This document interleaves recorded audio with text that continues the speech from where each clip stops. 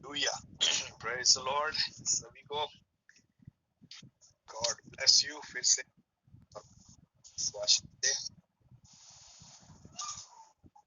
परमेश्वर की स्तुति। फिर से एक बार हम में जमा हुए हैं।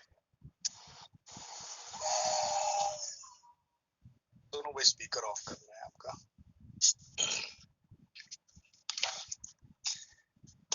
तो परमेश्वर को धन्यवाद कर रहा हूँ कि इतने दिनों में इतनी सारी बातें सीखने के लिए और मुझे सिखाने के लिए परमेश्वर ने सहायता और सामर्थ दी है, और अभी तक हम इतनी बातों को हम सीख सके हैं। इसलिए मैं सारा आदर महिमा प्रभु को देता हूँ।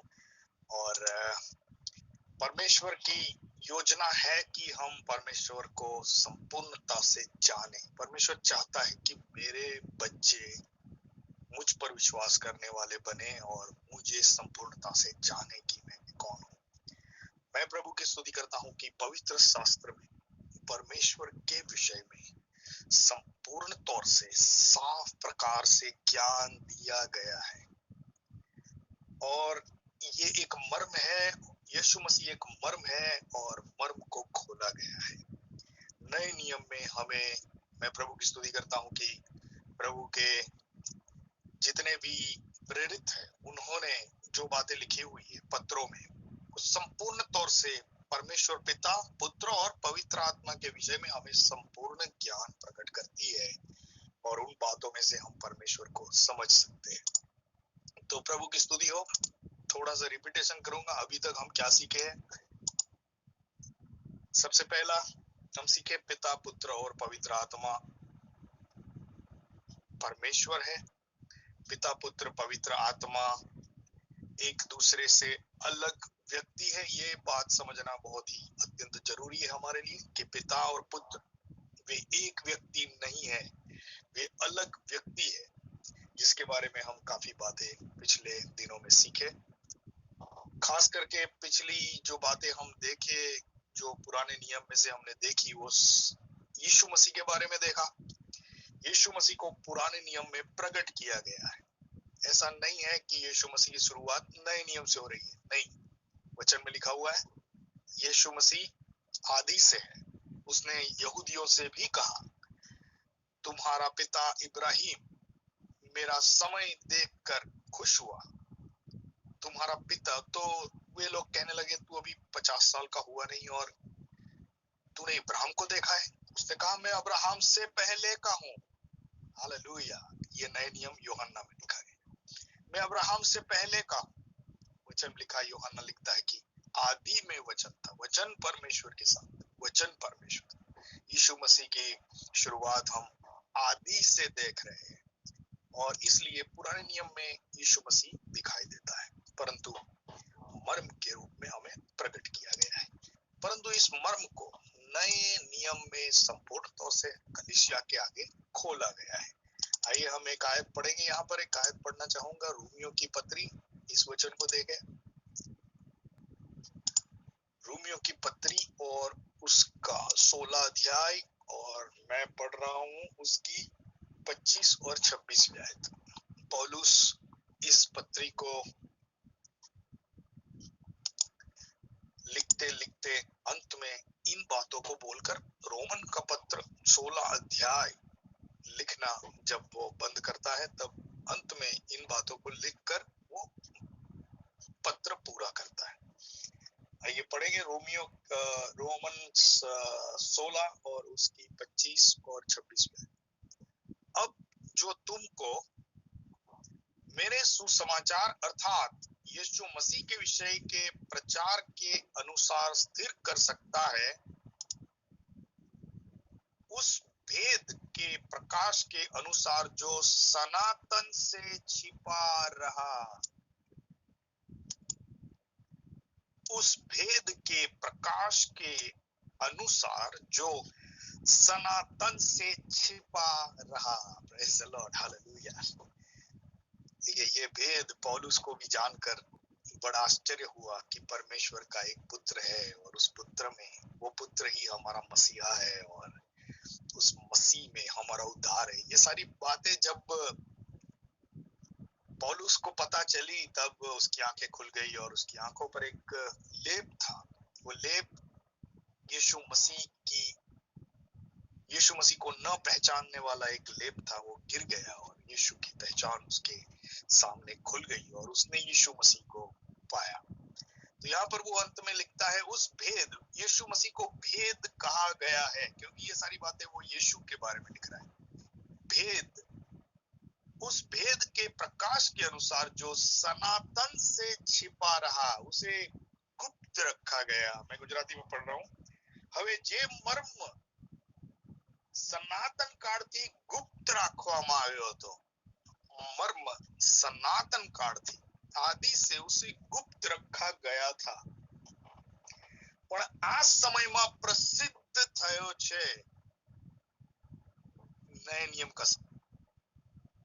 इस नए नियम के समय में वो पौलुस लिखता है कि इस मर्म को प्रसिद्ध किया गया है। हालेलुया, इस मर्म को खोला गया है। देखिए, मर्म जो होता है वो उसे खोलना पड़ता है, उसका एक अर्थ बनता है, उसे समझना पड़ता है। तो जहां पर पौलुस लिखता है कि इन अंतिम दिनों में इस मर्म को प्रसिद्ध किया गया है जो अब तक से छुपा रहा। ओके,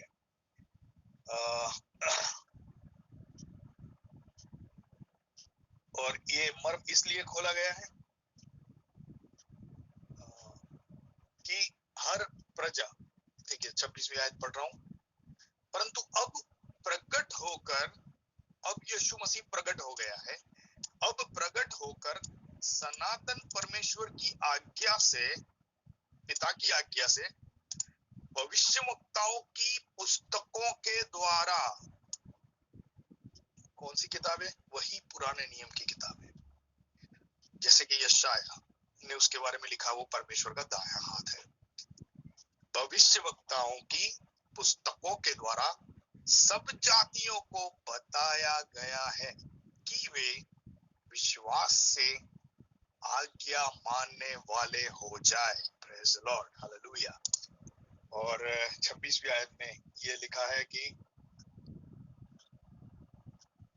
25 और 26 गुजराती में पढ़ रहा हूं मैं। આ સમયમાં પ્રસિદ્ધ થયો છે અને સર્વ પ્રજાઓ વિશ્વાસને અધીન થાય એ માટે સનાતન દેવના આત્માથી પ્રબોધકોના લેખમાં તેમને જણાવવામાં આવ્યો છે। તે મર્મના પ્રકટીકરણ પ્રમાણે મારી સુવાર્તા એટલે ઈસુ ખ્રિસ્ત વિશેના ઉપદેશ પ્રમાણે તમને દ્રઢ કરવાને જે શક્તિમાન છે તે એકલા જ્ઞાની દેવને ઈસુ ખ્રિસ્ત દ્વારા સર્વકાળ સુધી મહિમા હો આમીન। पौलुस अंत में इस पत्र को अंत करते हुए ये मर्म की बातें फिर से एक बार दोहराकर, हालांकि उसने इस पत्र में बहुत सारी अद्भुत बातों का वर्णन किया है और काफी सारी बातों को खोला है, परंतु एंड में वो यीशु मसीह के टॉपिक पर वापस आकर उसे एक मर्म के रूप में प्रकट करता है और कहता है कि वो एक मर्म था जो पुराने नियम में सदियों से गुप्त रखा गया और अंतिम समय में हमारे आगे उसे प्रकट किया गया है। हालेलुया। तो यीशु मसीह परमेश्वर का मर्म है, ये उसकी एक नई पहचान। पुराने नियम में यीशु मसीह परमेश्वर का मर्म है, उसे साफ तौर से नहीं रखा गया परंतु उसे मर्मिक रूप से प्रकट किया गया है, जिसका खुलासा परमेश्वर अपनी कलीसिया को दे रहा है। और कलीसिया इस बात को समझ पाई है कि यह व्यक्ति मिल्कीसेदेक कौन है, यह व्यक्ति परमेश्वर का दूत जो है वो कौन है, यह व्यक्ति जो मूसा को जलती हुई झाड़ी में मिला वो कौन है। ये परमेश्वर के अद्भुत अनुग्रह में कलीसिया ने समझा इन बातों को। आज भी इस्राएल के लिए जो पुराना नियम लेकर बैठे हैं और पुराना नियम पढ़ रहे हैं और रात दिन पढ़ रहे हैं, आज भी इस्राएल प्रजा के लिए ये मर्म ही है। उन्होंने इस मर्म का प्रकाशन, अर्थात कि जिस प्रकटीकरण की बात पौलुस यहाँ पर लिख रहा है वो प्रकटीकरण नहीं पाया है। उन्होंने यीशु को समझा ही नहीं है। वे आज भी एक मसीह का इंतजार करते हुए उस रुदन की दीवार पर रात दिन रोते रहते हैं।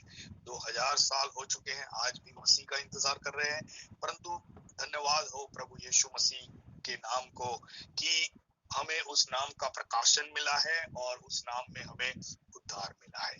तो ये सारी बातें नए नियम में है, यीशु मसीह का प्रकाशन। पुराने नियम में अब दो तरह से मैं बताना चाहूंगा। पुराने नियम में यीशु मसीह एक मर्म है, और नए नियम में यीशु मसीह एक प्रकाशन है। हालेलुया। पुराने नियम में वो स्वर्गदूत है, परमेश्वर का एक दूत है। नए नियम में स्टीफन उस दूत को प्रकट करता है कि वह दूत जो मसीह को मिला वह मसीही है। मूसा को मिला वह मसीह ही है। 7वें अध्याय में प्रेरितों के काम में स्टीफन उस स्वर्गदूत के बारे में जो मूसा को झाड़ी में मिला उसका प्रकाशन दे रहा है। तो पुराना नियम मर्म है, नया नियम प्रकाशन है। हालेलुया। नया नियम परमेश्वर के मर्म को प्रकाशित करता है और उसमें हमें समझ देता है।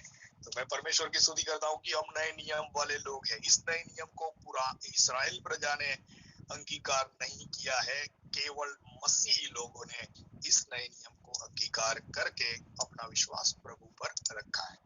तो विश्वास ही से हमारा उद्धार। आज हम विश्वास के विषय में कुछ अत्यंत जरूरी आयतों को देखने वाले हैं। विश्वास ही से हमारा उद्धार। इसलिए हम विश्वास के प्रति गंभीर बने रहे। हम ये बाइबल स्टडी क्यों कर रहे हैं? इसलिए क्योंकि विश्वास के प्रति हमारा गंभीर रहना खूब अत्यंत जरूरी है। क्योंकि विश्वास ही से हमारा उद्धार होता है, कामों से नहीं।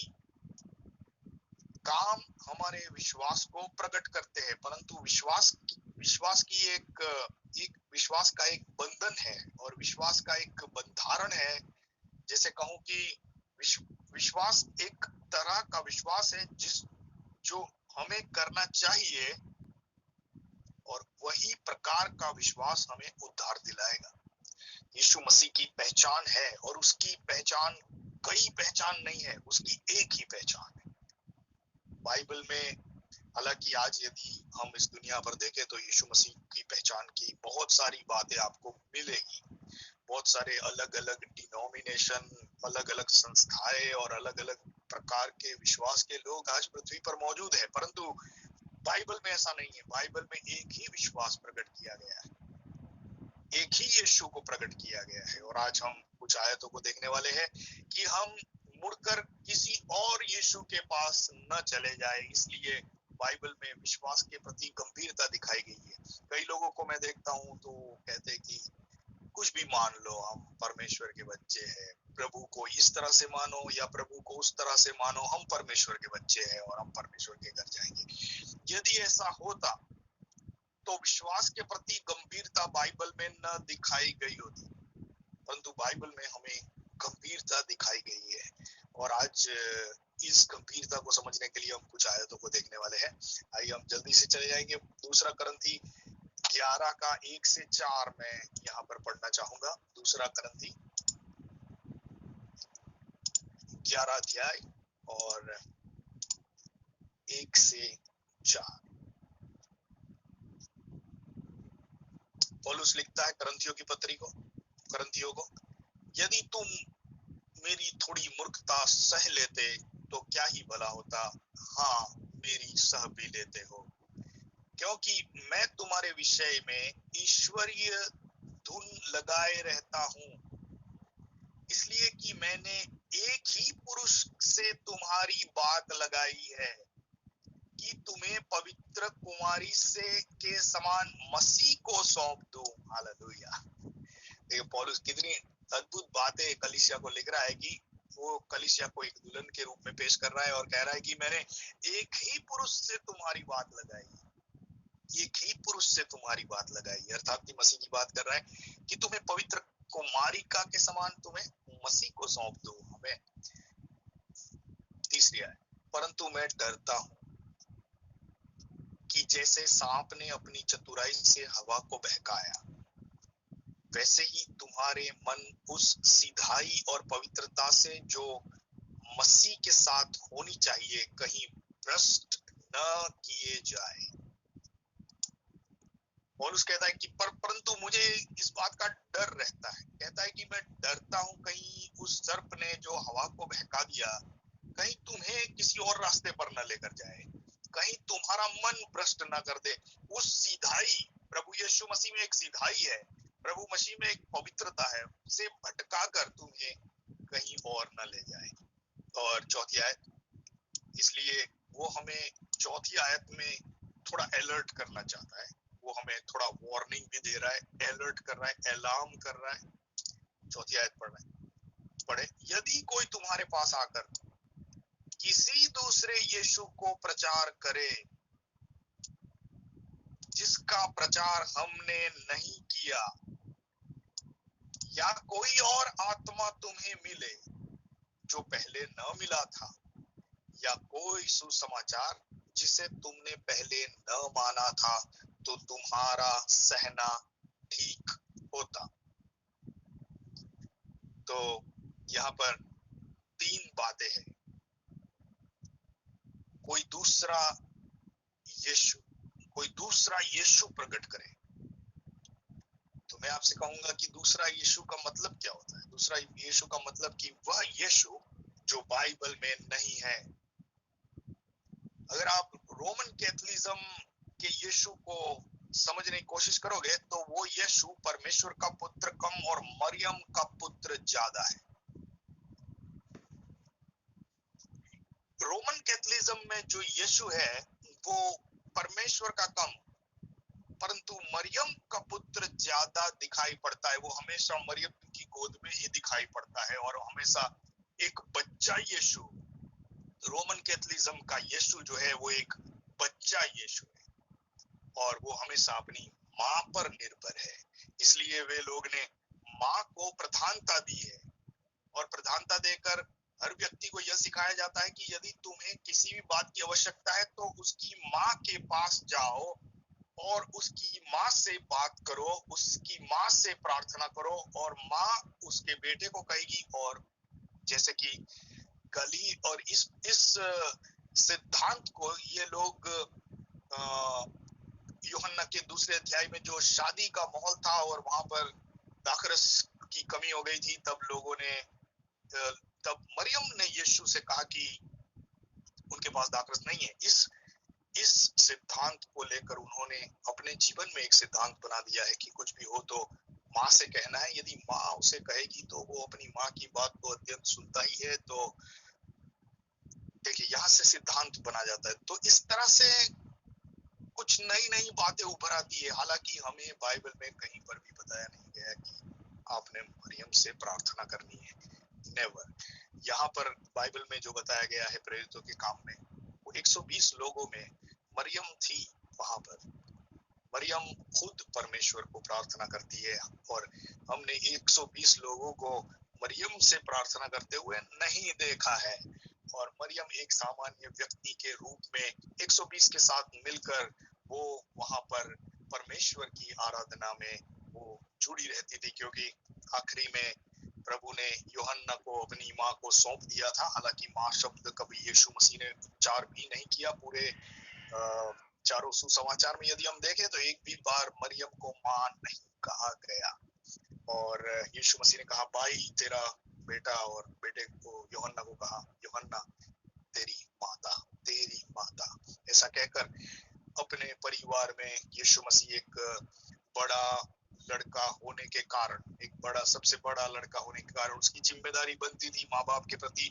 और हालांकि यीशु मसीह ने पिता को ही पिता कहा है और हम जानते हैं कि यीशु मसीह परमेश्वर की ओर से भेजा हुआ एक चमत्कारिक बच्चा था जो इस संसार में पैदा हुआ, और ना ही आदमी और स्त्री के कोई संबंध के द्वारा परंतु परमेश्वर के आत्मा की सामर्थ्य के द्वारा वो जन्मा है। तो यह यीशु जो कैथोलिज्म में प्रकट किया जाता है वो एक दूसरा यीशु, वो एक अलग यीशु है और यह यीशु बाइबल में नहीं है। इसलिए पौलुस कहता है कि कहीं ऐसा ना हो, मुझे डर रहता है कहीं ऐसा ना हो कि कोई दूसरा यीशु तुमको प्रकट किया जाए। दिखने में यीशु ही होगा, नाम भी उसका यीशु ही होगा, परंतु वह व्यक्ति कोई अलग हो जाएगा। यदि मैं उसको परमेश्वर का पुत्र कम मानकर यदि मैं किसी मनुष्य का पुत्र ज्यादा मानने लगूं तो मेरे विश्वास में जो यीशु है वो व्यक्ति बदल जाएगा और उसका वो व्यक्ति ही अलग हो जाएगा। हाँ, हो सकता है नाम एक ही रहे परंतु वो व्यक्ति बदल जाएगा। जब व्यक्ति बदलता है सब कुछ बदलता है। जिसका प्रचार हमने तुमने नहीं किया, या कोई और आत्मा तुम्हें मिले जो पहले ना मिला था। जब व्यक्ति बदल जाता है तब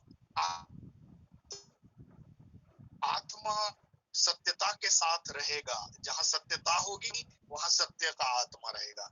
यदि मैं किसी असत्य बाबत को मेरे जीवन में अंगीकार कर लूं, परमेश्वर का आत्मा मुझ में नहीं रह पाएगा, क्योंकि परमेश्वर का आत्मा सत्य है। उसका एक नाम सत्य का आत्मा, जो यूहन्ना में हम देखते हैं कि उसे सत्य का आत्मा भी कहा जाता है। व्यक्ति बदलने पर आत्मा बदलता है, और उसके साथ जो सुसमाचार है वो भी बदल जाता है। या और कोई सुसमाचार जिसे तुमने पहले न माना था, तुम्हारा सहना ठीक होता। तो ये पौलुस लिख रहा है पहला करंथी, और उसके 11 अध्याय 1 से 4 में वो अपनी चिंता को व्यक्त कर रहा है। ठीक है, और एक आयत पढ़े। तो आज हम कुछ ऐसी आयतों को देखने वाले हैं जिससे हम इस विषय में गंभीरता प्राप्त करेंगे कि हमें इस विषय में गंभीर होना होगा, और परमेश्वर के वचन में जो लिखा है उसी यीशु को अंगीकार करना होगा। तो अगर आप परमेश्वर के वचनों को खोलें और देखें तो नए नियम में यीशु मसीह कौन है? यीशु मसीह परमेश्वर का पुत्र है, इसे मानना होगा। एकाकी जनित पुत्र हमें प्रकट किया गया है, परमेश्वर ने अपना बेटा दिया है, ये हमें अंगीकार करना होगा। तो यही बातें हम पिछले कई बुधवार से सीखते आए हैं, उन्हीं बातों में हम और मक्कम और पक्के होंगे। दूसरा करंथी उसका 11 अध्याय और उसकी 13 और 14 आयत में पौलुस लिखता है। दूसरा करंथी 11 अध्याय, इसी अध्याय, और मैं पढ़ रहा हूँ इसी अध्याय, यही चैप्टर चल रहा है, पौलुस यही चिंता व्यक्त कर रहा है। और 13 और 14 आयत में वो क्या लिखता है? क्योंकि ऐसे लोग झूठे प्रेरित और छल से काम करने वाले और मसीह के प्रेरित का रूप धरने वाले हैं। और यह कुछ अचंभे की बात नहीं, क्योंकि शैतान आप भी ज्योतिर्मय स्वर्गदूत का रूप धारण करता है। शैतान भी ज्योति के दूत का रूप धारण करता है, इसलिए इसमें कुछ अचंभे करने वाली बात नहीं, आश्चर्य करने वाली बात नहीं है। ये ऐसी बातें सिखाने वाले झूठे प्रेरित 13 आयत में लिखा हुआ है, वे अपने आप को प्रेरित कहते हैं, परंतु बाइबल उन्हें झूठे प्रेरित कहती है, क्योंकि वो हर एक व्यक्ति जो बाइबल में दिखाए गए यीशु को प्रकट न करे, वो एक झूठा प्रेरित है। हो सकता है वो अपने आप को सत्य माने, परंतु बाइबल के अनुसार वो एक झूठा प्रेरित है। और छल से काम करने वाले और मसीह के प्रेरित का रूप धरने वाले हैं।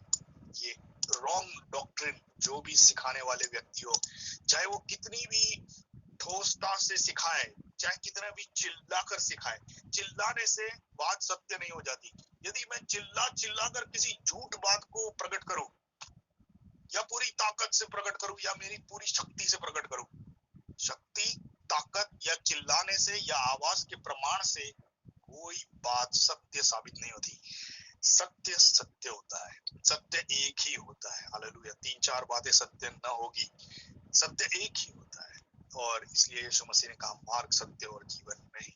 हालांकि दुनिया पर बहुत सारे प्रभु और परमेश्वर लोगों ने बनाए हैं और उनके पीछे चल भी रहे हैं, परंतु सत्य एक ही है।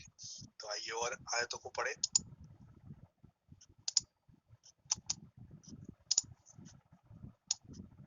गलातियों की पत्री और उसका पहला अध्याय 6 से 9 पढ़ रहा हूं मैं। गलातियों की पत्री उसका पहला अध्याय और 6 से 9। पौलुस लिखता है, मुझे आश्चर्य होता है कि जिसने तुम्हें मसीह के अनुग्रह से बुलाया। किसने बुलाया? पिता ने बुलाया।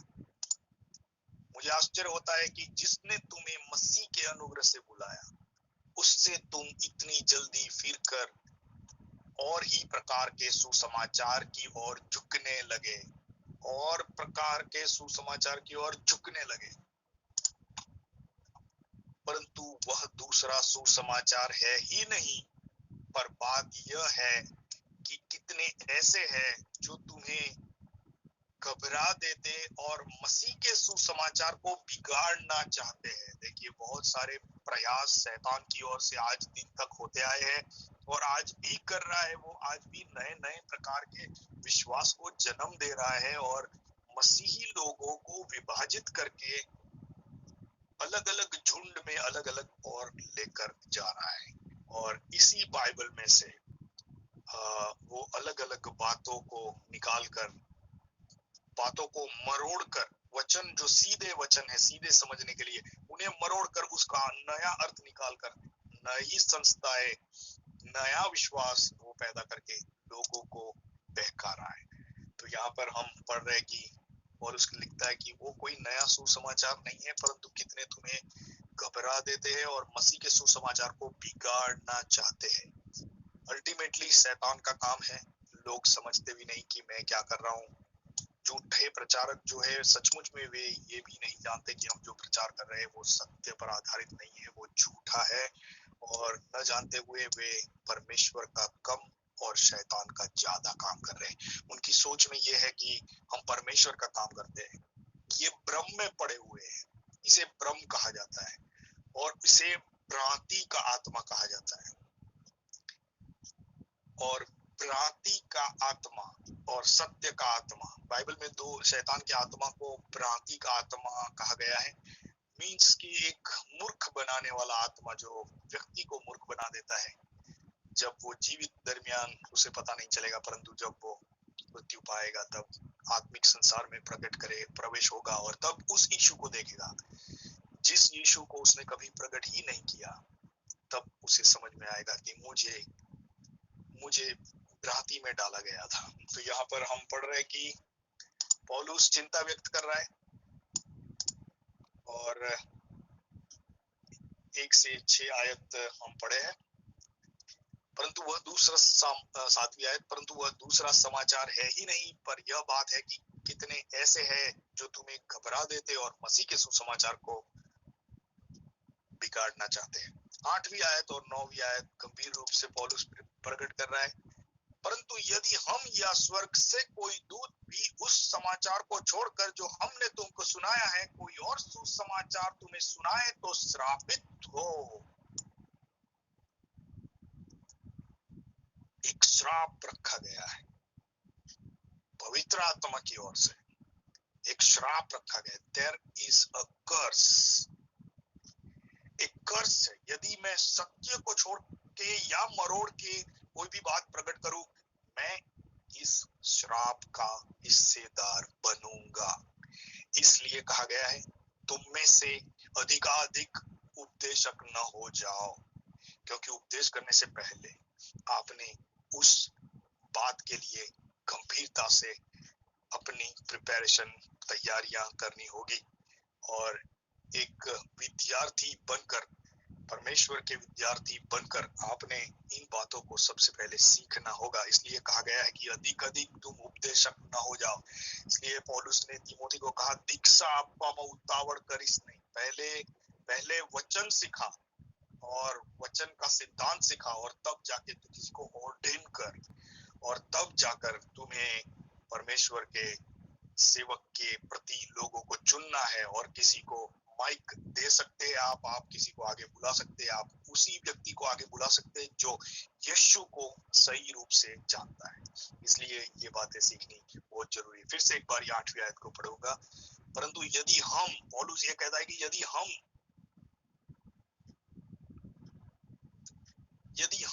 या स्वर्ग से कोई दूत, कोई भी दूत हो, स्वर्ग से भले क्यों ना आया हो,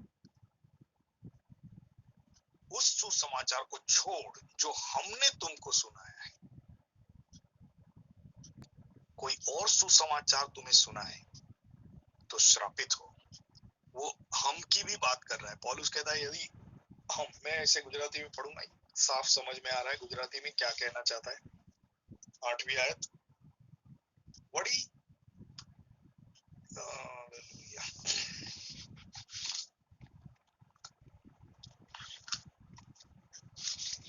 ये हम क्यों कहना चाह रहा है, इसे समझने के लिए मैं गुजराती में से पढ़ूंगा। 8वीं आयत, पहला अध्याय, गलातियों की पत्री पहला अध्याय। पण जे सुवार्ता अमे तमने प्रकट करी, हम आपको एक सुसमाचार प्रकट कर चुके हैं। ये सुवार्ता हमें तुमने प्रकट करी। सुवार्ता क्या है? परमेश्वर पिता ने पुत्र को भेजा है और पुत्र में हमें उद्धार है। ये सुसमाचार है। यदि मैं कहूं कि पिता ही पुत्र बनकर नीचे आया है और उसमें हमें उद्धार है, तो यह सुसमाचार बदल जाता है। यदि मैं कहूं मरियम पवित्र है और उससे पैदा हुआ पुत्र जो है उसके द्वारा हमारा उद्धार है, यह सुसमाचार बदल जाता है। तो यहाँ पर लिखा हुआ है कि पण जे सुवार्ता हमें तमने प्रकट करी ते विना बीजी सुवार्ता जो हमें अथवा आकाशमानो दूत पण तमने आवीने प्रकट करे तो ते श्रापित था।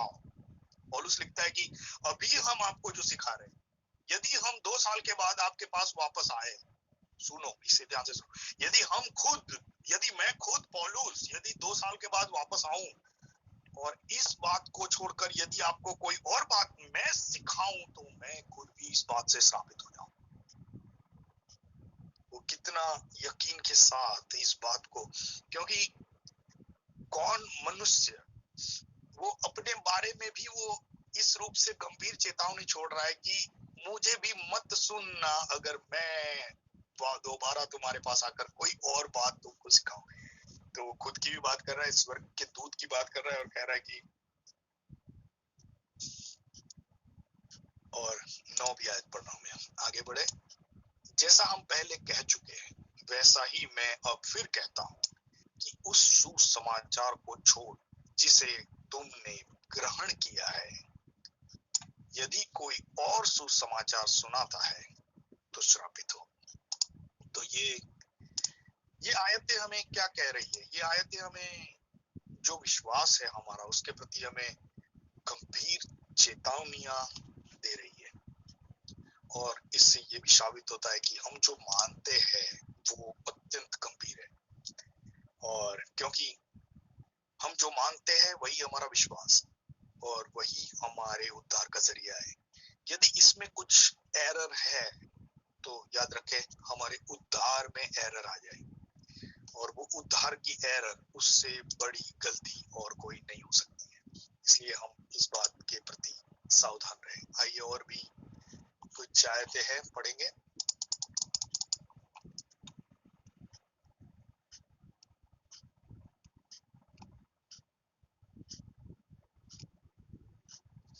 मत्ती लिखित सुसमाचार 22 और 29 में यीशु मसीह हमें एक बात कहता है।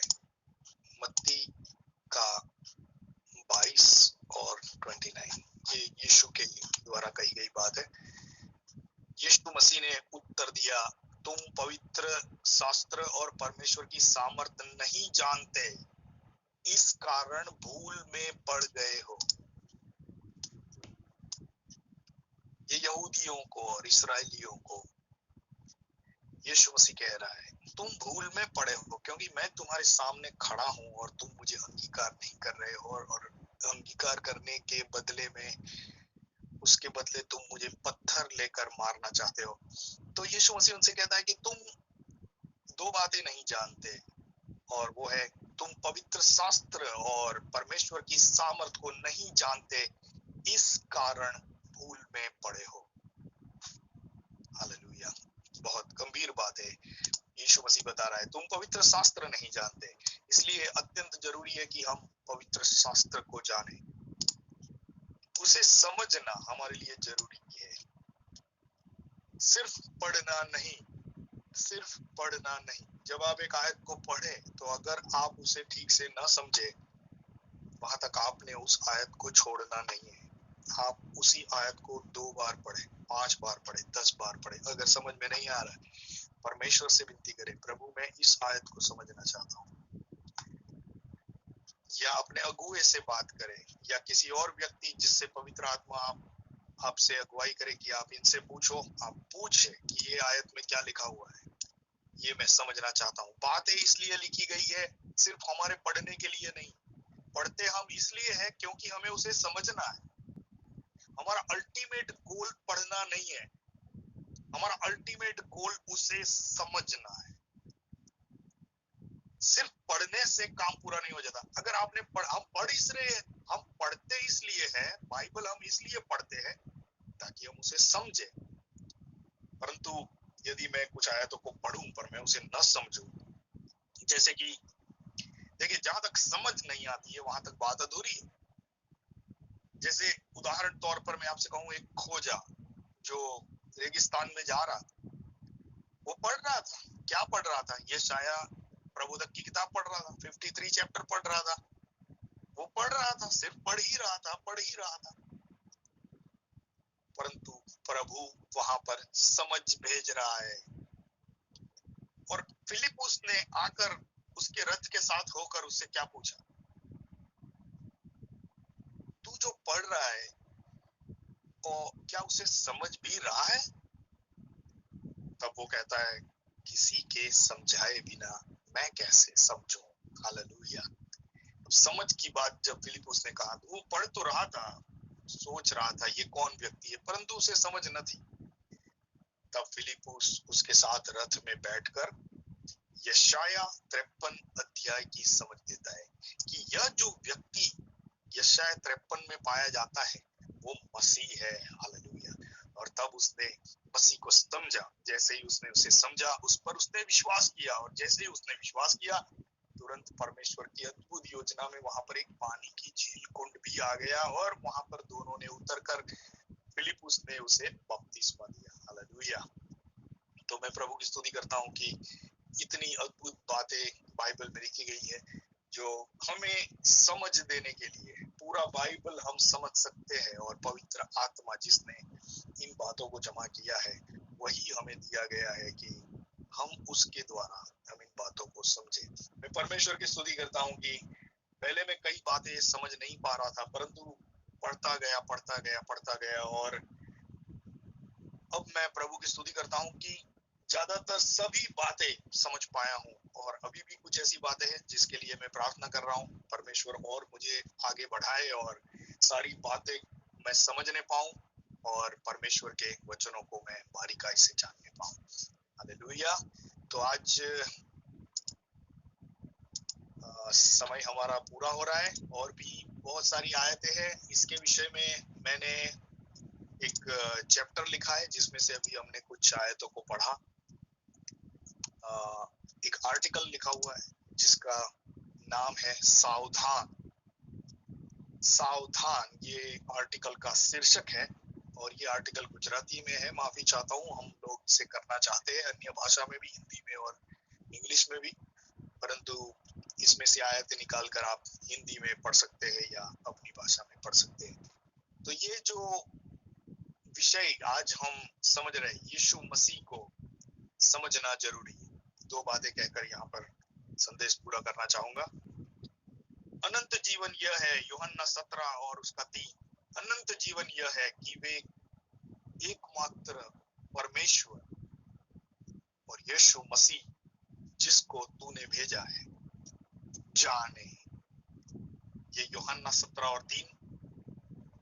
और चेलों से कैसरिया फिलिपी की सीम में आकर यीशु मसीह ने चेलों से कहा कि मैं कौन हूं, इसके विषय में लोग क्या कहते हैं, और दूसरा सवाल, मैं कौन हूं, इसके विषय में तुम क्या कहते हो। तो ये हमारा विश्वास है, यीशु मसीह परमेश्वर का पुत्र है। उसकी मेन आइडेंटिटी, फर्स्ट आइडेंटिटी, यीशु मसीह की पहली पहचान परमेश्वर का पुत्र। दूसरी पहचान, क्योंकि परमेश्वर का पुत्र है, परमेश्वर है। तीसरा, प्रभु है। प्रभु का अर्थ मालिक होता है। हमने उसे प्रभु के रूप में अंगीकार किया है, यानी कि हमारे जीवन पर उसको प्रभुत्व दिया है। We have accepted Jesus Christ as the Lord of our life. हमने यीशु मसीह को हमारे प्रभु के रूप में अंगीकार किया है। प्रभु के रूप में अंगीकार करने से ही हमारा उद्धार होता है। परमेश्वर का पुत्र, परमेश्वर, प्रभु और मसीहा, जिसे मानने में इस्राएल आज गलती कर रहा है। मसीहा अर्थात जो मसीह के बारे में अब्राहम को वादा किया गया था, वह मसीह यीशु नाम का जो बालक पैदा हुआ वही वो मसीहा है। हालेलुया। तो यह हमारा विश्वास है और इसी विश्वास पर हम बंधे रहे। आपको इस बार इससे छोड़कर बाइबल में यीशु को और कुछ भी नहीं दिखाया गया। ये जो 4 बातें मैंने बताई आपको, इससे अधिक और कोई बात अगर आती है तो बाइबल से ना होगी। तो पुराने नियम में यही मर्म था जो नए नियम में प्रकट किया गया है। इसे हमने अंगीकार किया है, तो हम इस मर्म को अंतिम दिन तक हम पकड़े रखें, हमारे विश्वास को अंतिम दिन तक पकड़े रखें और इसी में हमारा उद्धार होगा। Praise the Lord, hallelujah. तो आज सिर्फ हम हमारे विश्वास के प्रति कुछ गंभीरता की आयतों को देखे हैं। प्रभु आप सभी को इन आयतों से और गंभीर बनाए और ज्यादा से ज्यादा वचन पढ़ने में और प्रार्थना करने में और परमेश्वर की आत्मिक संगति में आपको बनाए रखे। प्रभु आप सभी को आशीष दे। यहाँ पर संगति पूरा कर रहे हैं सोनू भाई, हमें एक आखिरी गीत में अगुवाई करेंगे। Hallelujah, God bless you.